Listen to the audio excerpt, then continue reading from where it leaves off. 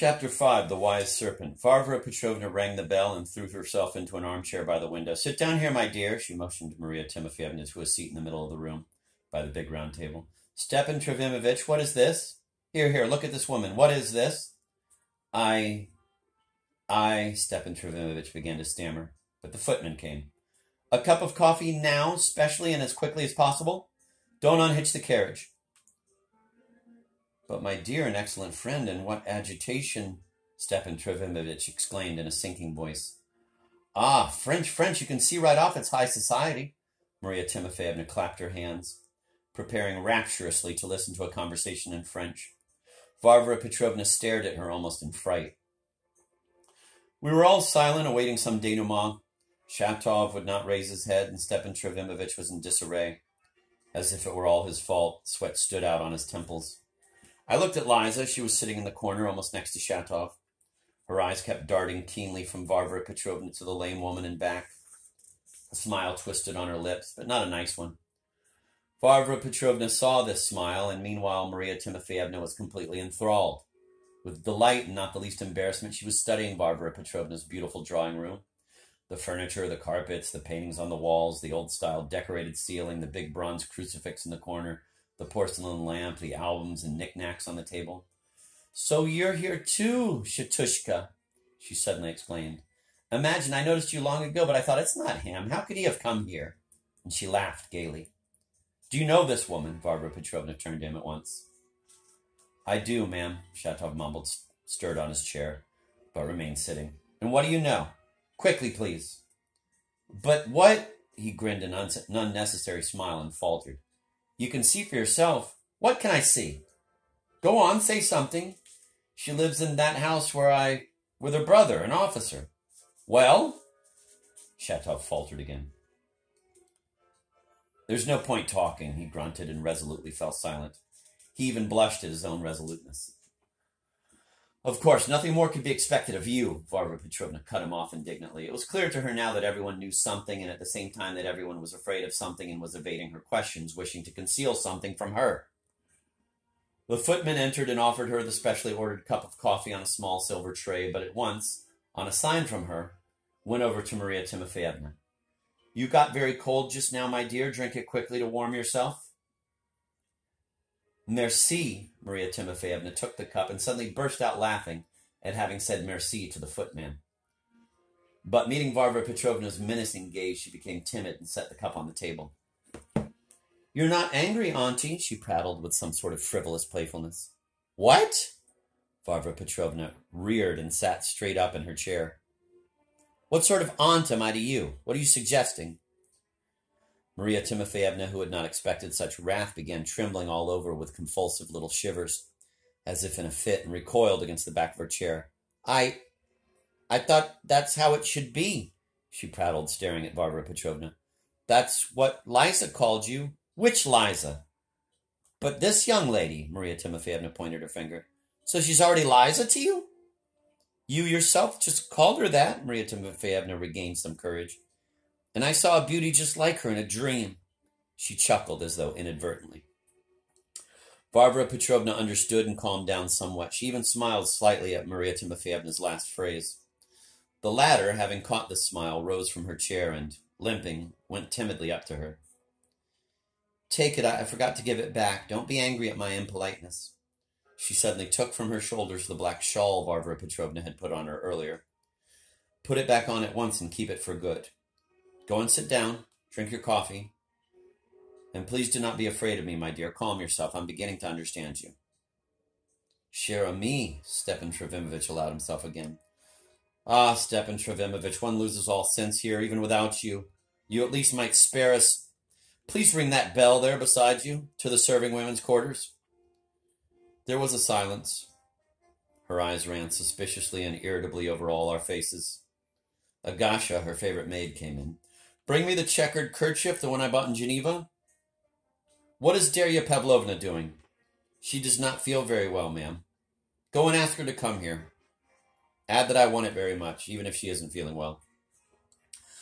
At that moment, some unusual noise of footsteps and voices, similar to the previous one, was heard again from the adjacent rooms, and suddenly, breathless and upset, Praskovia Ivanovna appeared on the threshold. Mavriky Nikolaevich was supporting her arm. "Oh, dear me, I barely dragged myself here. Liza, you mad girl, what are you doing to your mother?" she shrieked, putting into this shriek, as is customary with all weak but very irritable people, all her pent-up irritation. "Varvara Petrovna, dearest, I've come to fetch my daughter." Varvara Petrovna gave her a dark look, rose slightly to greet her, and, barely concealing her vexation, said, "Good day, Praskovia Ivanovna. Kindly sit down. I just knew you would come." For Praskovia Ivanovna, there could be nothing unexpected in such a reception. Ever since childhood, Varvara Petrovna had always treated her former boarding school friend despotically and under the guise of friendship with all but contempt. In this case, however, the circumstances were also unusual. Over the last few days, things had been tending towards a complete break between the two households, a fact I have already mentioned in passing.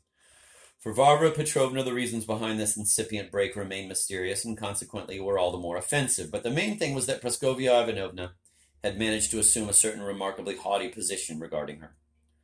Varvara Petrovna was wounded, of course, and meanwhile certain strange rumors began to reach her as well, which also annoyed her exceedingly, precisely by their vagueness. Varvara Petrovna was of a direct and proudly open character, a swooping character, if I may put it so. Least of all could she endure secret, lurking accusations. She always preferred open war. Anyhow, it was 5 days since the ladies had seen each other. The last visit had been paid by Varvara Petrovna, who had left Drozdika offended and confounded. I can say without being mistaken that Praskovia Ivanovna walked in this time with the naive conviction that Varvara Petrovna, for some reason, would quail before her. This could be seen even from the look on her face. But apparently, the demon of the most arrogant pride took possession of Varvara Petrovna precisely when she had the slightest suspicion that she was for some reason considered humiliated. And Praskovia Ivanovna, like many weak people who allow themselves to be offended for a long time without protesting, was notable for being remarkably passionate in the attack the moment events turned in her favor. It is true that she was not well then, and illness always made her more irritable. I will add finally that the presence of the rest of us in the drawing room would not have hindered the two childhood friends if a quarrel had flared up between them. We were considered familiars and almost subordinates. I realized this just then, not without alarm. Stepan Trofimovich, who had not sat down since Varvara Petrovna's arrival, sank exhausted into his chair upon hearing Praskovia Ivanovna's shriek, and in despair began trying to catch my eye. Shatov turned sharply on his chair and even grunted something to himself. I think he wanted to get up and leave. Liza rose a little but sat down again at once, without even paying proper attention to her mother's shriek, not because of her, quote, testy character, end of quote, but because she was obviously all under the sway of some other powerful impression. Now she was looking off somewhere into the air, almost absent-mindedly, and had even stopped paying her former attention to Maria Timofeyevna. "Oof! Here," Praskovia Ivanovna pointed to an armchair by the table, and sank heavily into it with the help of Mavriky Nikolaevich. "I wouldn't sit down in your house, dearest, if it weren't for my legs," she added in a strained voice. Varvara Petrovna raised her head slightly and with a pained look pressed the fingers of her right hand to her right temple, evidently feeling an acute pain there, a tic douloureux. "Why so, Praskovia Ivanovna? Why wouldn't you sit down in my house? I always enjoyed the genuine sympathy of your late husband, and as girls, you and I played with dolls together in boarding school." Praskovia Ivanovna waved her hands. "I just knew it. You always start talking about boarding school when you're going to reproach me. That's your trick. In my view, it's just fancy talk. I cannot abide this boarding school of yours." "You seem to have come in particularly low spirits. How are your legs?" "Here, they're bringing you coffee. Be my guest, drink it, and don't be angry." "Dearest Varvara Petrovna, you treat me just as if I were a little girl. I don't want any coffee, so there." And she petulantly waved away the servant who was offering her coffee.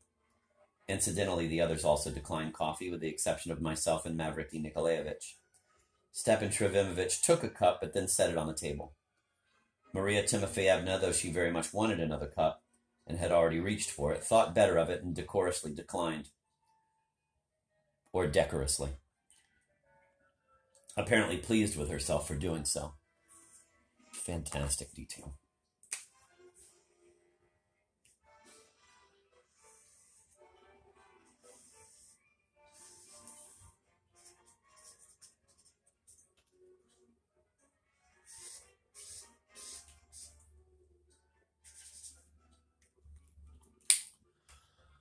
Varvara Petrovna smiled wryly. You know, Praskovya Ivanovna, my friend, you must have imagined something again and come here with it. You've lived by imagination all your life. You just got angry about boarding school. But do you remember how you came once and convinced the whole class that the hussar Shablikin had proposed to you, and how Madame Lefebvre immediately exposed you in your lie? And you weren't even lying. You simply imagined it all for your own amusement. Well, speak. What is it now? What else have you imagined? What else are you displeased with?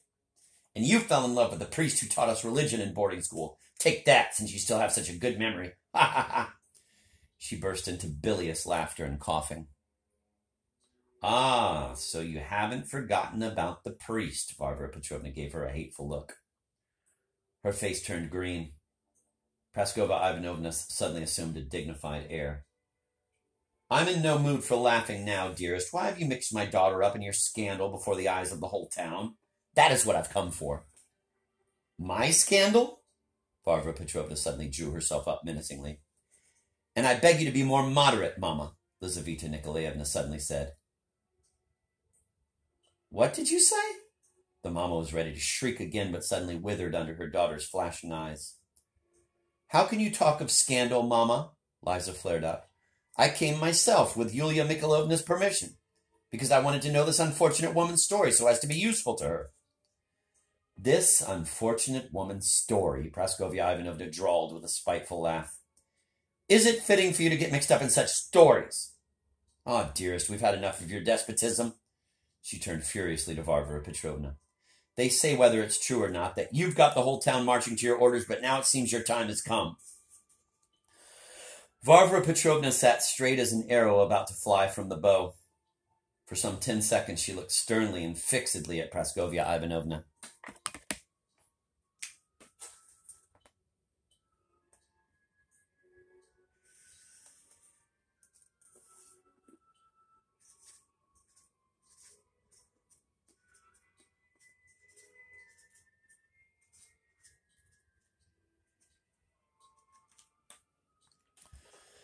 Well, Praskovya, thank God we're among our own here, she spoke at last with ominous calm. You've said a great deal that wasn't necessary. And I, my dear, am not so afraid of the world's opinion as some are. It's you who, under the guise of pride, are trembling before the world's opinion. And if there are only our people here, it's so much the better for you than if strangers heard it. Have you grown smarter this week, or what? I haven't grown smarter this week. It must be that the truth came out this week. What truth came out this week? Listen, Praskovya Ivanovna. Don't vex me. Explain this very minute. I ask you honestly. What truth came out? What do you mean by that? But here it is. The whole truth, sitting right here. Praskovya Ivanovna suddenly pointed her finger at Maria Timofeyevna, with that desperate resolution which no longer considers the consequences but seeks only to strike at once. Maria Timofeyevna, who had been looking at her all the while with gay curiosity, laughed joyfully at the sight of the wrathful guest's finger directed at her, and gaily fidgeted in her chair. Lord Jesus Christ, have they all lost their minds, or what? Varvara Petrovna exclaimed, and, turning pale, threw herself against the back of her chair. She grew so pale that it even caused a commotion. Stepan Trofimovich was the first to rush to her. I also approached. Even Liza rose from her place, though she remained standing by her chair. But it was Praskovya Ivanovna herself who was most frightened. She gave a cry, raised herself as much as she could, and almost wailed in a tearful voice, Varvara Petrovna, dearest, forgive me my spiteful foolishness, but at least give her some water, someone. Don't blubber, Praskovya Ivanovna, I beg you, please, and do move back, gentlemen. Be so kind. There's no need for water. Varvara Petrovna pronounced firmly, though softly, with her pale lips. Dearest, Praskovya Ivanovna went on, calming down a little. Varvara Petrovna, my friend, perhaps I am guilty of imprudent words, but really I'm so vexed by these nameless letters most of all, which some paltry people are bombarding me with. I don't know why they don't write to you, since it's you they're writing about, and I, dearest, have a daughter. Varvara Petrovna silently gazed at her with wide-open eyes and listened in astonishment. At that moment, a side door in the corner opened inaudibly, and Darya Pavlovna appeared. She stopped and looked around. She was struck by our commotion. She must not immediately have noticed Maria Timofeyevna, of whom no one had warned her. Stepan Trofimovich caught sight of her first, made a quick movement, blushed, and for some reason loudly announced, "Darya Pavlovna!" so that all eyes immediately turned to her. "So this is your Darya Pavlovna," exclaimed Maria Timofeyevna. "Why, Shatashka, your sister doesn't resemble you at all. How is it my man calls such loveliness the serf wench Dashka?"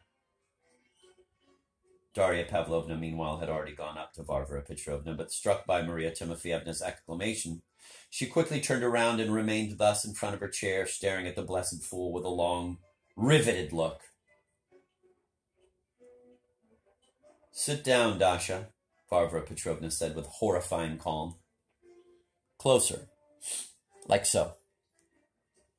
You can see the woman as well sitting down. Do you know her?"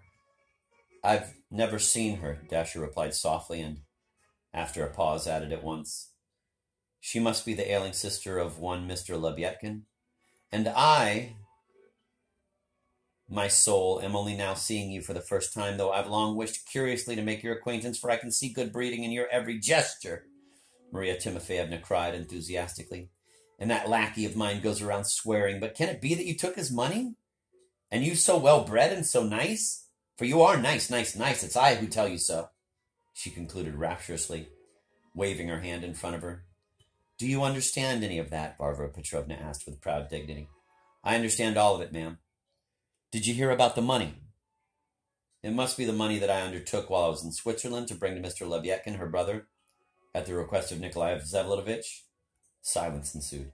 "Did Nikolai Vsevolatovich himself ask you to bring it?" "He wanted very much to send this money, just 300 rubles, to Mr. Lebyadkin, and since he didn't know his address, but only knew that he would be coming to our town, he charged me to give it to Mr. Lebyadkin in case he should come." "And what money is missing? What was this woman saying just now?" "That I really don't know, ma'am. It has also reached me that Mr. Lebyadkin is saying aloud of me that I supposedly did not give him all of it, but I don't understand these words. There were 300 rubles, and I gave him 300 rubles. Darya Pavlovna was now almost completely calm, and I will note that generally it was difficult to astonish this girl or to perplex her for long with anything, whatever she might feel inside herself. She now gave all her answers unhurriedly, responding to each question promptly and with precision, quietly, evenly, with no trace of her first sudden agitation, and with no embarrassment such as might betray the awareness of any guilt in herself.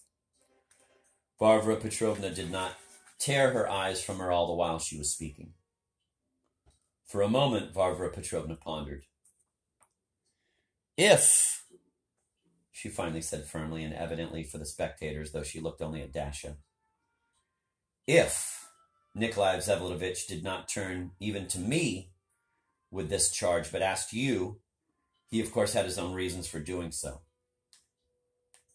I do not think I have any right to be curious about it, if it has been kept secret from me. But the fact alone of your participation in this affair sets me completely at ease about it all. That you should know, Darya, first of all.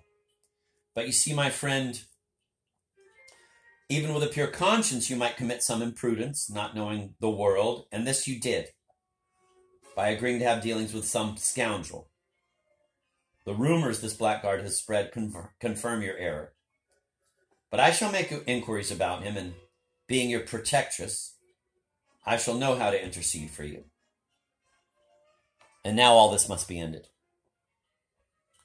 Best of all, when he comes to you," Maria Timofeyevna suddenly joined in, leaning forward in her armchair, "send him to the lackey's room. Let him sit there and play his trumps with them on a bench, and we'll sit here and have coffee. A cup of coffee might be sent to him, too, but I deeply despise him." And she shook her head emphatically. "This must be ended," Varvara Petrovna repeated, having carefully heard out Maria Timofeyevna. "Ring, please, Stepan Trofimovich." Stepan Trofimovich rang and then suddenly stepped forward, all excited. If I," he babbled hotly, blushing, faltering, and stammering, "if I, too, have heard a most repulsive account, or, better to say, slander, then, in perfect indignation, anyhow, he is a depraved man, And something like an escaped convict? He broke off and Varvara Petrovna, narrowing her eyes, looked him up and down. The decorous Alexei Yegorovitch came in. "The carriage," Varvara Petrovna ordered. "And you, Alexei Yegorovitch, get ready to take Miss Lebyadkin home, wherever she tells you." "Mr. Lebyadkin himself has been waiting downstairs for some time, ma'am, and wishes very much to be announced." "That is impossible," Varvara Petrovna. Mavriky Nikolaevich, who had been imperturbably silent all the while, suddenly stepped forward in alarm. "If you will allow me, this is not the sort of man who can enter society. This is an impossible man, Varvara Petrovna." "Hold off." Varvara Petrovna turned to Alexei Yegorovitch, and he disappeared. "He is a dishonest man, and I believe he is even an escaped convict or something of the kind," Stepan Trofimovitch again muttered, again blushed, and again broke off.